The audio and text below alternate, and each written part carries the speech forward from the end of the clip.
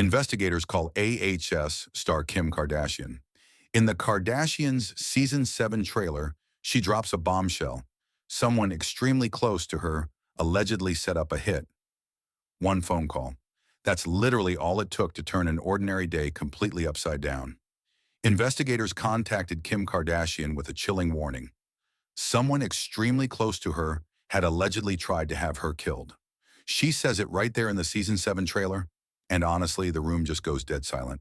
This isn't some random internet drama. This is deeply personal. A 44-year-old mother of four is suddenly left wondering if the danger is coming from someone sitting at her own table. You can hear the fear in her voice. I'm terrified out of my mind. No names, no answers, just this haunting question. Who in her inner circle would actually cross that line? And that's when you start seeing the family tension really crack wide open. Suddenly, home doesn't feel safe anymore. Kendall admits everyone's on edge, and honestly, you can feel it in the uncomfortable silences. Kylie says she heard footsteps walking into her room. Late at night, close, deliberate. Maybe it was nothing. Or maybe it was everything. Khloe's double-checking doors. Kris is mentally keeping track of who's around and who's not. Rob's keeping his head down.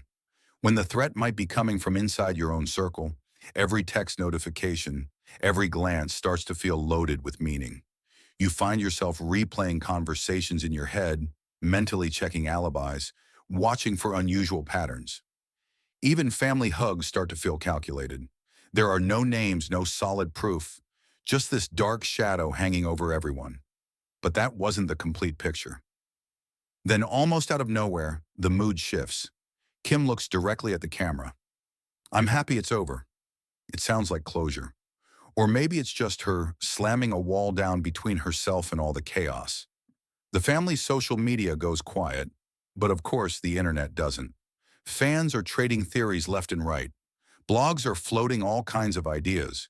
Rumors suggest it was someone close. Some reports claim they know the whole story. But here's the thing. None of it's actually been verified. Investigators haven't said anything more. No official suspect has been named. There's this strange, uneasy calm that settles in, like a storm that's still rumbling somewhere in the distance.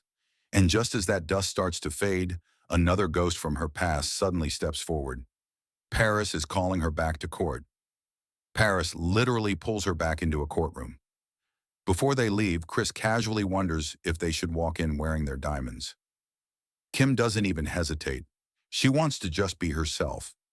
Then she takes the stand and has to relive 2016, that horrifying night when masked intruders, actually posing as police officers, burst into her suite at the so-called no-address hotel.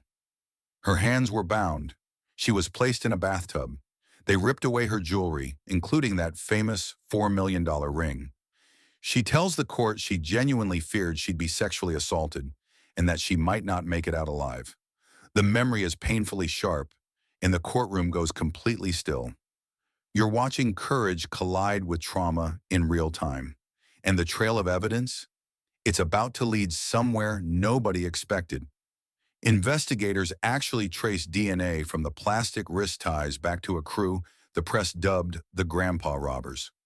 More than 17 people were arrested, and a dozen were formally charged by 2021.